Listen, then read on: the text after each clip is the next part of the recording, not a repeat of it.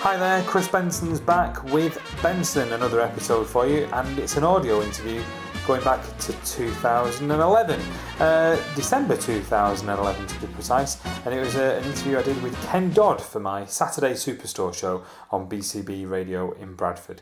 It's a brilliant interview, I'm really, really proud of it. Ken Dodd has always been one of my idols. I remember as a 12-year-old watching an audience with Ken Dodd on ITV and just being absolutely blown away by it. As I say, it is an audio interview, so I've put pictures of some of the DVDs that are available, and also take a look at the bottom of the screen and you can find out more about the man himself and where he's playing. Okay, now ladies and gentlemen, on the Saturday Superstore, well, a man that certainly needs no introduction. It's a very good morning to Ken Dodd. Good morning. By Jove, young Chris, good morning, and a very Merry Christmas to all your listeners. Do you know, you're the first guest we've had on that said Merry Christmas. It doesn't feel Christmassy yet, Ken. Doesn't it? Oh. Well, it's here in Notty Ash it is. We've got the Christmas trees there. The Diddy men are going around carol singing. Yeah. Oh, that sounds good. I think we need to be in Notty Ash. We're wishing everybody a happy Ticklemas. Oh, indeed. And now everyone can come and have a fantastic Ticklemas at St George's Hall, can't they? Well, we're coming to St George's on the what's the date again, Chris? It's the 22nd of December. You know, the only reason I know that, it's the day before my birthday. Is it really? What? I think is that the day you get your bus pass? It is. I think it might be. You know. I think it. But you sound you only sound a very young man. Are you young and athletic and? Well, do you know what? We're doing a series because this month my shows are all about turning 30, Ken. And when you was 30, you was topping the bill at Palladium, weren't you? That's it, yes, indeed, yeah. Happy days. Yes, life is very, very exciting, but no more exciting than coming to Bradford. I've been coming to Bradford St George's now for years and years and years. It must be 10, 15 years, something like that. And I think I'm bragging now. You don't mind if I have a little brag? I think you should. I'm bragging now. I still hold the record for the pantomime at the Alhambra for playing the longest, and we gave Easter eggs out on the stage. I remember that. Yeah, we gave Easter eggs out. We ran right into April. But we're coming to St George's now. Really looking forward to it. We're bringing you a very happy Christmas show, a Christmas happiness show. There's myself, Ken Dodd Happiness Show. We're bringing Dickie Mint's coming. He's the chairman of the Jambutti Mines. Dickie Mint, the Diddy man. He's coming over. Who else? So we got Sibby Jones, a lovely lady singer and a guitarist and flute player. Yes, Sibby Jones. She's coming to do some music, and then of course every Christmas you have to have a real live Christmas gnome. So he's coming. Andy Eastwood, a very talented young man who plays banjo, ukulele, guitar, violin, and what else is there I don't like about him? No, he's absolutely tremendous. He's like an advert for cornflakes. So Andy Eastwood, brilliant young man, doing all George Formby songs and stuff like that. Fantastic. And Buddy Holly and Elvis, and then, as I say, Dickie Mint, Sibby Jones, the lady musician, a live theatre band. And and I'm on as well, telling some new jokes and new songs. But you know what? It was funny you say new jokes because my mum and dad have been watching loads of times in Llandudno, as we should pronounce it right, and Manchester, and you know the thing is, year on year, it is different material. You know what? And I say that because I'm 30. I should like modern comedians, but they repeat the rap, Ken. There are as many new jokes happening every day as there are people doing balmy things. When did you last do something balmy? Well, by phoning me up for a start. Exactly, yeah.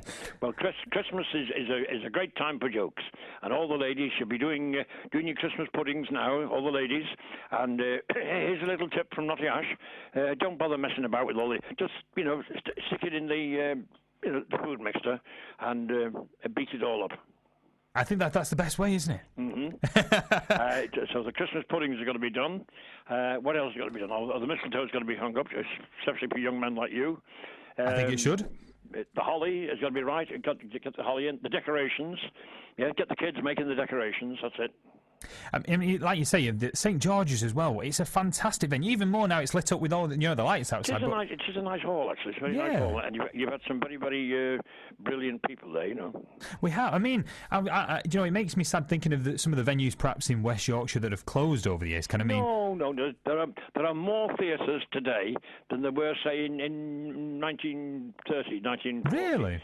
Yeah, they're all over the country. They're old theatres that are being renovated by trusts and various organisations who love theatre. There are new theatres opening here and there. We've got a beautiful new theatre over here in New Brighton, the Floral Pavilion. There's a new theatre in Whitley Bay.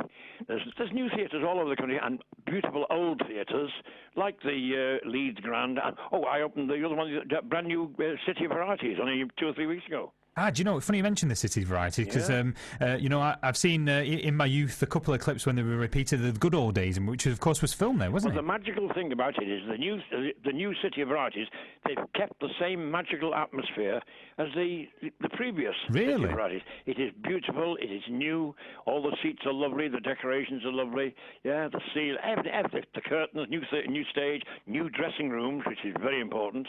Absolutely. And a new bar. Oh, yes, definitely a new bar, especially for radio presenters. And it's at the City of Varieties. But St George's Hall, that is, we're coming, and we're bringing a lovely Christmas show with us, with jokes about Christmas and that sort of thing. Do you know, I'm going to mention another show, Ken, because I know we have some listeners in the Northwest, and you're playing Southport Theatre tonight, and that is a brilliant new venue, isn't it? Indeed, yes, that's a lovely theatre as well, yeah. Southport Theatre, it's a big one, that one. It is a big one. St George's Hall is pretty big, yeah. Absolutely. Both of them are well over 1,000 seaters, you know. Yeah, it certainly is. And but that's the right size. For a comedian, that's the right size. 1,000, it's just over 1,000. It's very nice. It's manageable, and you feel you're all together in one big happy family. Do you know what? I wanted to say congratulations to you as well, because I was watching again for the umpteenth time, the audience with yourself that was on Channel 5. Absolutely brilliant. And it was the third most watched programme on Channel 5 the week it was on. I've done 3 of those now. 3 of those, yes. You have? That one was done in 1994, that was done. It was. But that was the first one, and it was very, very exciting, very frightening at first. But once we got into it, once we'd been about 5 minutes, they were a lovely audience, terrific audience, and we had a great show, yeah. I remember watching that, and I think I was more impressed because I'm from Lee, and you mentioned Plank Lane in Lee, and that was it for me. You see? Well, do you know, on the other night on the TV, these old films. There was one on one of my favourite films from way back. You probably don't remember it. Lost Horizon. Oh, who's in that? Yeah. Now listen carefully. I shall repeat this. I'll say this only once. Lost Horizon was written by a very famous man called James Hilton. And where did he live? Lee. Lee, of course. James Hilton. Yeah. Who wrote Goodbye, Mr. Chips. Goodbye, Mr. Chips, and Lost Horizon. He was doing a wonderful writer, you know. He's very sort of neglected. Nobody really knows much about him, do they? No. I mean, in Lee, he's kind of just starting to trying to, kind of remind people that he came from there. But yeah, it's that. And then I moved over to this side of the Pennines, Ken. Well, there are. You see, probably the air's doing you good. Or you went over there for your health, did you? Well, yeah, I think I did. Yeah, worse or better. I don't know. Being living in Yorkshire, you're enjoying rude health. I think yes, absolutely. But because I grew up in Glenardle, and I think one clip that you used to show all the time was a clip when you're on scene at 6:30 with the Beatles, and you know. It always fascinates me when I watch that clip, though, growing up, because the Beatles were looking up to you. And I always remember that. Okay. And, and I think if anyone... I worked with them. Well, the Beatles worked with me. Strangely enough, you've broken the novel here, because I was doing a week of variety in Bradford, the Alhambra, and I went back to Liverpool. It's going back to about 1950... No, 1960... Might have been 1959, 1960. And I came back, and 2 pals of mine in Liverpool asked me to do a charity show on a Sunday afternoon at the Albany Cinema in Maghull, place called Maghull. And I went along with about 40, and there were 4 kids on the stage making the most awful row you've ever heard. One of them was playing a packing case.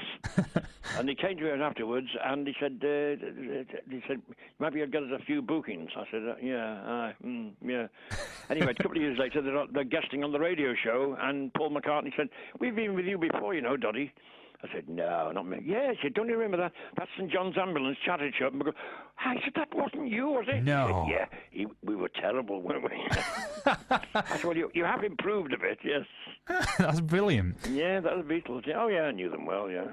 And you know what? I have to say as well that I've discovered some of your songs as well, because as a hospital radio DJ and as well as playing here, we regularly get records sent to us and recommended, and one of them that I discovered that not many people might have heard of is "Dancing with Tears in My Eyes," and you know what? I downloaded it because I thought, do you know what? That's brilliant. I was very lucky when everybody was making records. Everybody made records. I was very lucky. So I was able to choose the songs I was going to sing. Like, a lot of artists were just giving it to them, but the agent or the recording company said, "Go on, I'll sing that," and you'd have to do the best you could. But I was able to choose which songs, so I chose some pretty good ones. "Love Is Like a Violin," "Tears," "The River," "Think of Me Wherever You Are." I had some beautiful songs. Is it true that "Tears" is still in the top 20 most ever sold songs in the UK? Well, the most, I think, by a single artist, probably the highest rated in the 60s. Yeah? That is incredible. Yeah, it is. It's from Notty Ash, it is. Like you say, it is fantastic. Well, we always put a little bit of that of Tears in the show, and a lot of new songs as well, and a lot of old songs, because I don't know, Lancashire and Yorkshire people love to sing. They're not always good at it, but they love to sing. They love to sing, and most of all, they love to laugh. They certainly do. I mean, you've already, there's dates that they'll be going out, and we'll announce them for next year as soon as we've got them as well. But keep busy. Yeah, absolutely. I mean, a man. People sometimes say, "When will you?" I don't know whether they're asking me, "Will you retire?" I said, "No. A man retires. A man retires when he stops doing what he doesn't want to do and starts doing what he does want to do." Well, I'm doing what I do want to do. I love it. I'm stage struck. I love show business. And like I said earlier, no two shows are the same, and it must be because every audience is different. Yeah, absolutely, and it must be. I suppose as only ever being a spectator, you can't imagine the adrenaline and the buzz that you get every night. It's fantastic, lovely. Slaving over a hot audience, the most beautiful way to spend your time.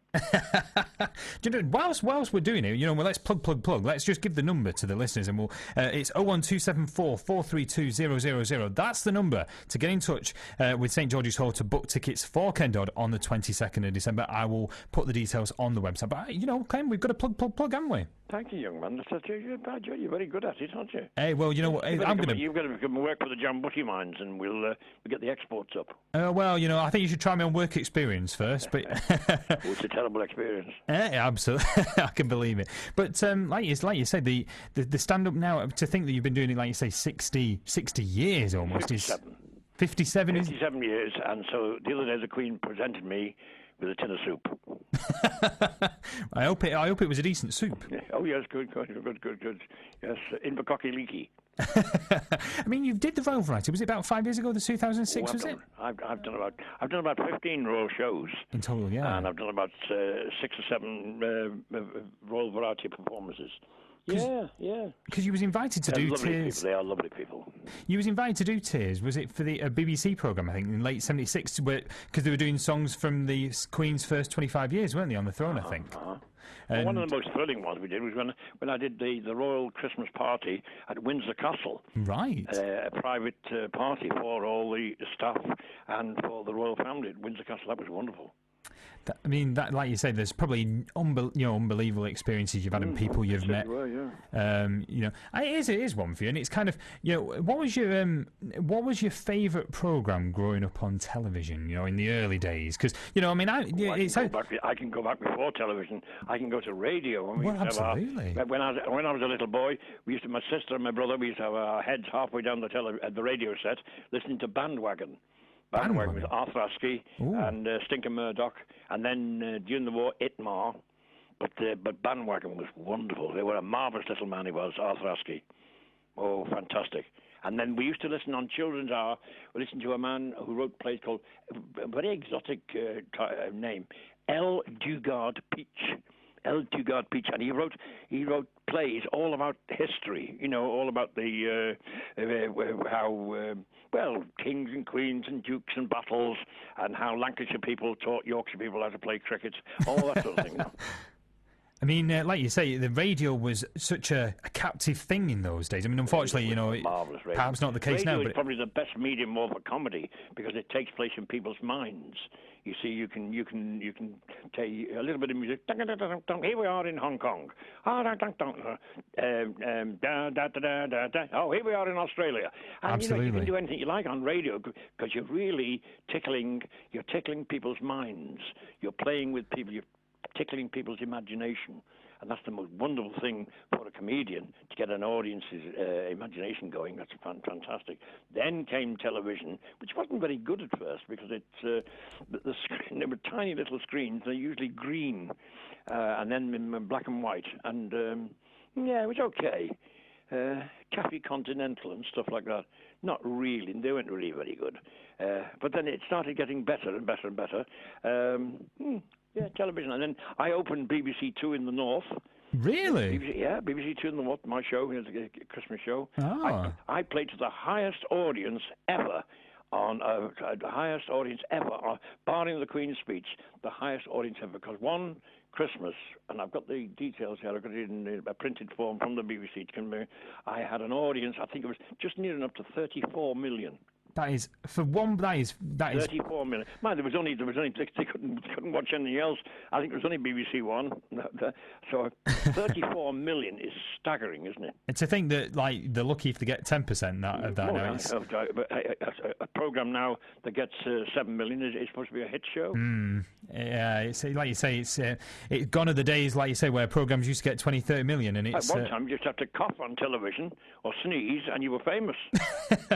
Oh, there he is. That's the fellow that coughs on television. But like you say, speaking of Christmas television, I mean, you've done numerous Christmas appearances, obviously, over the years, and I think there was one thing repeated last year where you was on Blankety Blank, wasn't you, at Christmas? Yes, I've done 2 or 3 Blankety Blanks. Yeah, I mean, but like you say, Christmas. I'm doing a strange one. What they do now is you do a little television show, and they sort of can it, as it were, and then they can release it. Sometimes surprise everybody, and they very rarely tell you. But there's one, I did one in the summer. I had a most marvellous afternoon. I only did it because the idea tickled me. In the Wirral, in Birkenhead, there's a transport museum, a tramways museum. And it's run by volunteers, and they have about 100 tram cars in there and old buses. And it's the most wonderful experience. Down the road, they've got the very, very first submarine that was ever built in Camel-Lerd. It looks like it's like a pear on its side. And they've also got the German U-boat. But the Transport Museum, the tramways there, and they've done a programme on it, and it's on this coming next Monday. Right. On BBC 4. BBC 4, there's something about, there's myself talking about trams, and your Yorkshireman, your Roy Hattersley. Do you know what? I've heard about this because my father-in-law is an aficionado when it comes to trams and trolleybuses. And I've heard it, it's tram night, isn't it? Yeah. Because there's a documentary on the Blackpool trams later on that night. And I remember seeing you, which reminds me totally, you was on the 6 o'clock news recently because there's a new mural on the floor in Blackpool, isn't there? The comedy carpet, that's worth seeing. But you're supposed to be talking to me about Bradford. I know. Do you know what? What a wonderful place Bradford is, and what a wonderful audience, and all these lovely Yorkshire people who everything ends in the nose. I think we need to mention Bradford even more, don't we? The nose and Great and Sithy. My very first show was in Yorkshire, you know. Very first theatre show, Barnsley, Theatre Royal Barnsley. Was that what? That was the first place you played? The first theatre, yeah. First theatre, brilliant. Yeah, as a pro, yeah. St George's Hall, Bradford. We're gonna give them the details again now, Ken, because you know what? I think we should. Do you know what? Just in case people have tuned in, promised me the secret recipe for Yorkshire pudding. I think really I'm going to swap them with a recipe for black puddings. Oh no, I think that's a fair trade-off. There, I think it is. But you know, I'm going to give you the number again: 01274 432 000. You know what? 22nd of December, you are doing absolutely nothing else. You are getting to St George's Hall to watch an absolute legend. I'm bringing a lorry load of tickling sticks.